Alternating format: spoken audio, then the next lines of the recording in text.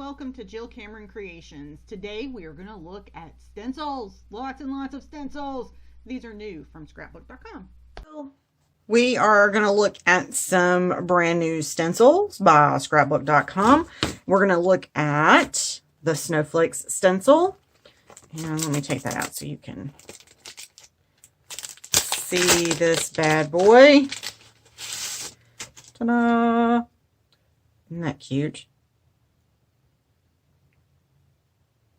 I'm going to do this on a background. Well, let's see, what size are these? They will do A2 size cards, obviously, but they measure 6 by 8. So these are big stencils. So you can do like 5 by 7 cards, and you can do A2 size cards, which is 4 1/4 by 5 1/2, like I usually do. You can use these with your sponge daubers or brushes or domed foam things. These are trees and dots. Isn't that just cute? This is the same size as well. And then these, and I'll show those first because, of course, it's close to Christmas and I'm getting ready to do these. And then we have the hearts. Woo. And then we have a honeycomb.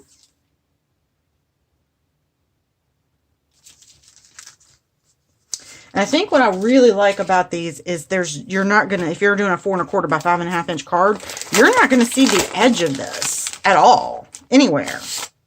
And here's a herringbone. I see a brick pattern when I see that, a fancy brick pattern on the floor. And then we have scallops, but I see a mermaid tail in this bad boy. I see mermaid in this. Isn't that pretty? I see mermaid.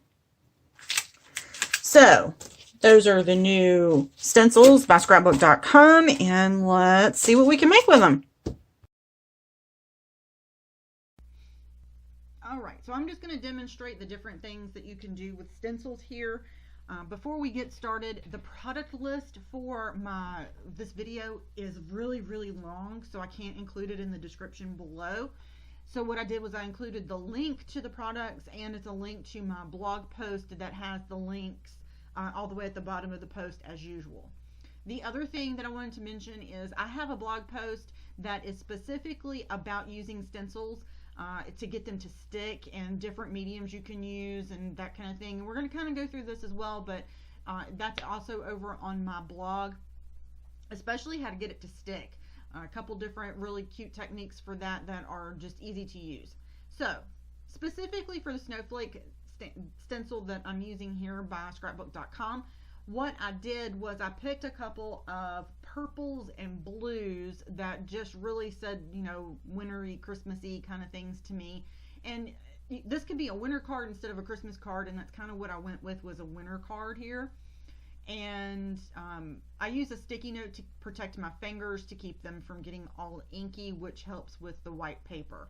I am just washi taping my panel to the back of my stencil here so it doesn't slide around, and I'm using some ink blending tools with a traditional round ink blending sponge on them, and just ink blending the color on here. And I'm moving the stencil around and layering up the colors. The thing that I really like about using an ink blending tool like this is that my sponges are washable, so I can reuse them. I can just throw them over in the sink and clean them up really quick, and then just set them aside to let them dry. And that's actually what I did with them before I started using them this morning as I was making my cards. So now I have done blues, and I'm going to do some purples here, and that's going to be a background for my cards. I did wipe off my stencils in between color families, so that I didn't get a muddy color by accident in anything. And I'm just using a paper towel to wipe my stencils off. Nothing fancy, just a paper towel, and I think I put some Windex on it or something, some glass cleaner, just to wipe it off really good. Easy peasy lemon squeezy. So now I'm just trying to find a spot where I want to put my next set of snowflakes, and I think I end up adding a piece of tape to every time I turn it over. I think I added a piece of tape to the back of it every time I turned the paper over there. One thing I would recommend if you are stenciling onto white paper, since you're going to use your hand and your fingers to hold this down, grab a sticky note and put just a sticky on, just hold your fingers on the sticky part. It will save your fingers from getting all inky, and then you don't accidentally get fingerprints on your white paper. Actually, for any color paper, and I have done it so many times. So just a sticky note at the end of it, and on your fingers that are holding that piece of paper down and that stencil down, and it'll save them. For lighter colors, I did go back over them a couple times just to make sure that they were as dark as I wanted them to be. And some of the areas on this is a really detailed stencil in some areas, so I would recommend a medium pressure and a little bit of a circular motion when you're doing this, and it does help. It stenciled out perfectly. So now we're going to go with a little bit darker purple here, and I'm going to move my stencil around one more time. And honestly, this stencil is so full, I turned it sideways so that I could find an empty place for my stencils. You could have turned this thing 4 different times if you wanted to, and it probably would have given you the places on there really easily that you wanted to fill in. So this last one here is a little bit darker purple, and it's going to kind of be like a gray looking on here at first, but as it dries, it does turn a little bit more purple, and the end result is absolutely gorgeous. I really did love this. So that's what we're going to do for this one in the little snowflakes. And of course, you can head over to scrapbook.com and pick up these stencils now. And right now they are on sale because they are an exclusive for scrapbook.com. I believe it's like 50% off, I think. Yeah, I think they're 50% off right now, potentially. Could be, maybe. Anyway, so we're going to finish this one up in just a second, and then we're going to go through the rest of them. Again, don't forget the link to the blog is right in the description below, as well as the products linked below too. And it's not the list of products, it's the link to the products that I used. And at the end of the video, I have all of the pictures of all of the cards that I created with these backgrounds that I'm making here. And pull the tape off, and voila, there is our background. Isn't that gorgeous? Now we have some trees. I tape this down, and we're going to do something really, really simple, really, really easy, and it is going to be to use Versamark. Yay! We're going to white heat emboss on a white background. You can also clear heat emboss, and I literally used my ink pad, my Versamark ink pad, as I would an ink blending tool. I smushed that ink into my piece of paper there, and then I'm going to dump white embossing powder over the background and heat set it, and then we'll ink it up. So this is an emboss resist background here, very easy to do. And I pulled the tape off because, oh yeah, I did not want the background, that tape, to stick to my white heat embossing. That would not be good. And I'm using some Hero Arts ultrafine white embossing powder here, and just sprinkle it on, tap off the excess, and then I'm going to heat set that with my heat tool. You won't be able to see the heat embossing right away until we put some ink on here. One thing I do want to say about heat embossing: when you're heat embossing, don't just heat the embossing powder. Make sure that it kind of turns liquidy and completely shiny before it's done. This probably is the most disappointing heat embossing right here because you can't really see it. There it is. One of the wonderful things about heat embossing is when you can actually watch it melt. So what we're going to do now is I'm going to take an ink pad from, it's a distress ink, and this is pine needles, and I'm just going to swipe the entire ink pad over the background. I wanted it to be messy, and I got messy, and this is what it was. And this is, you can do this with any ink pad if you want to. There's my trusty sticky note there on my fingers to keep it from sticking to my fingers. And then I used a distress spray bottle, and it was to clean off the white of the trees, and B, it was to give it that dirty, distressed look in the background. And then I heat set it again, and actually it was to dry the paper, and ta-da, that's our background. And you could do that with just about anything you wanted to. Next, we are going to use the Scallop or Scallop, whichever one you would like to call it, whichever potato, scallop. I'm going to use the Scallop Stencil. I ink blended with Distress Oxide inks and blended the colors together really, really, really well. Like I said in my introduction, this reminds me of a mermaid, so I went with kind of mermaidy colors and just ink blended this with a regular ink blending tool from Tim Holtz and sponges and stuff.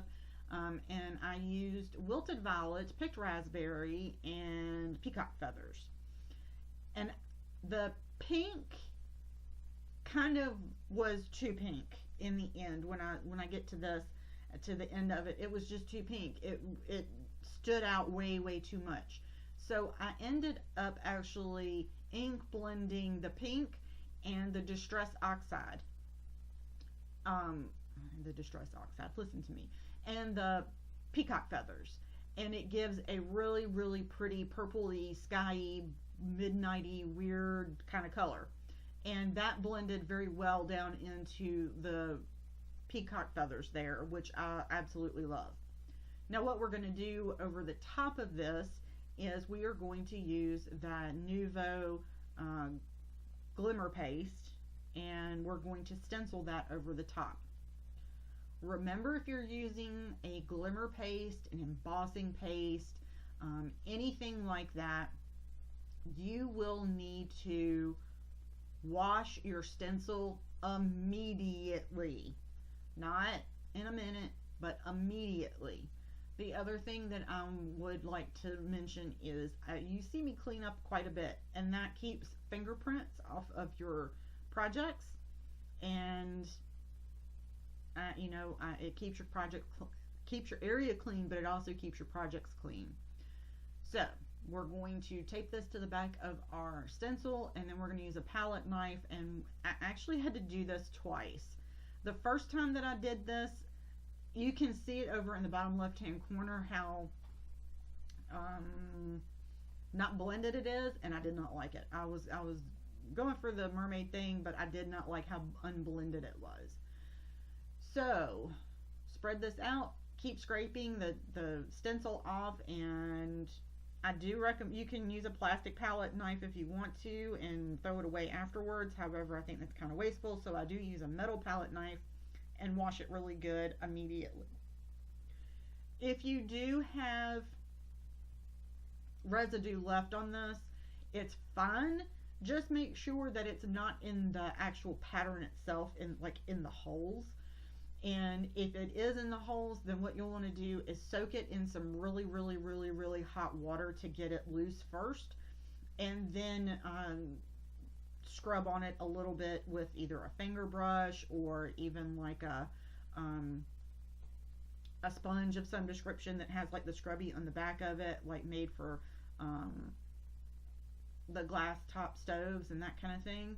So just be careful what you do, because you don't want to scratch up or tear your stencil, but make sure that you wash this immediately so that that stuff doesn't stick to it. Okay, and I would let this one set overnight before I did anything with it. The reason being is because the paper is still wet from all of the ink and that embossing paste on it. So anytime you use embossing paste or anything like that, I would definitely let it set overnight and let the paper dry really, really well. Now we are moving on to hearts, and I'm going to make a pattern using my hearts here on the background paper. I lined it up so that the top row was right up against that top line, and then I'm going to use finger daubers. I am using some really dark red ink here, and I'm just going to put that red ink in each of the little holes of the heart instead of doing an ink blending all the way across. This was much easier because the hearts were so small, and I was able to get the point of the heart really, really sharp and defined, where I don't think I would be able to get such a defined point on my heart at the top or the bottom unless I had that small dauber there. So for all of it, that's what I'm going to use. Now, red stains everything. We know this. Red stains everything. So I'm going to take my stencil here and I'm going to go and wash it. And at first I was thinking I was going to do a rainbow, but then I thought, nope, I'm going to do pinks and reds. That's why the orange is sitting there and then the orange disappears, because that's not what I'm going to do. I'm looking for a different pink. In my products that I have listed, I did not include the Hero Arts inks, mainly because I think some of them have been discontinued, honestly. And I just couldn't find them when I was looking for them. So anyway, I did include the scrapbook.com colors that I thought would be the closest match. And what I did when I was doing this was going for darkest, you know, the darkest dark, and then medium, and then light. That's kind of what I was going for in this, and in no particular order when I was doing it. So that kind of worked out for the scrapbook.com inks there. So those are the first two, and I sprayed the this pink with a shimmer mist, and I included, this is a Perfect Pearls mist, or the Hero Arts shimmer mist. I'm not real sure which one. Anyway, so I did spray some of the pink hearts with shimmer, and some of them aren't sprayed at all. And I think out of all of the stencils and the backgrounds that I made, I think this is probably my favorite one. Just because it was easy, but it was also a lot of fun, and it was easy to create that really pretty pattern here. And I made my own heart patterned paper, basically, is what I did, using sponge daubers and ink. I thought that was really, really sweet. So I just took a bunch of different colors of pink ink and red ink and filled in all of those holes with the little sponge daubers, and sprayed the second one and the fourth one that I did with a shimmer mist, which made for a really, really pretty background. So basically what that ended up doing is, on the first row that I did, it has one heart that has shimmer on it, and then on the second row it has one heart that has shimmer on it. And I just lined it up. These stencils, you can see through them. They're not a weird color. They are, you know, that cleary, opaque kind of color, but, you know, they have that little bit of tint to them, but they're not so heavy, and so they're not a weird color, so you can actually see through them to line them up. One thing that I absolutely love and noticed when I was using this stencil, I think that was the first time I actually noticed how easy this was to line up, because it was so clear and that you could see through it. So there's our background for this, and there I'm doing a shimmer spray there as well on that last one. So there's our background. Woohoo! And it even goes off the page in places, so it doesn't look like it's, you know, manufactured by hand and weird. I mentioned when I saw this particular pattern and its herringbone that I saw a brick floor, pretty brick floor, and or even a wood floor. And as most of you know, my ex did home improvement stuff, and that's why I think it kind of reminded me of that. I'm going to use one of these wonderfully soft brushes here. Mine is a makeup brush. I'm just going to be real honest about that. I included below in the description, in the product link, the ones that are made for crafters, but this is one I think I got from my local big box store that is just it's a makeup brush. I'm just going to be real honest about that because it was inexpensive and it's the exact same thing and it has a pretty rose gold handle on it. And this pattern is very masculine to me, so I made a very masculine card with it and used a dark brown. And it wasn't necessarily for it to be a wood floor or anything like that. It was just very simply a masculine background for me. And I used that brush for it. And the color goes on very easy, very smooth. And I'm just wiping everything up again real quick. And I'm just using water and a paper towel to clean up. If you have problems cleaning like adhesive and stuff off of your mats, I would recommend rubbing alcohol will get them off. Just make sure that it's a ventilated area because rubbing alcohol stinks to high heaven. But it will get the stuff off of your mats with a little bit of elbow grease. Whereas if it's not alcohol or you try to use like Windex or something, it's not going to come off as easy and you might end up ruining your mat a little bit. Now I'm using a much smaller blending brush here and I'm creating the honeycomb background. Very easy, I mean, this is like the easiest thing I have ever done in my life is to use one of these blending brushes that are just amazing. Alright, so like I said, at the end here you're going to see all of the cards that I created using all of these different stencils and the different ways that I made them. And I wanted to make sure that you saw how I made all of these backgrounds before you saw the cards. So check those out. Don't forget to head over to my blog and see more information about the cards themselves. And thanks for joining me today. And I hope to see you again soon.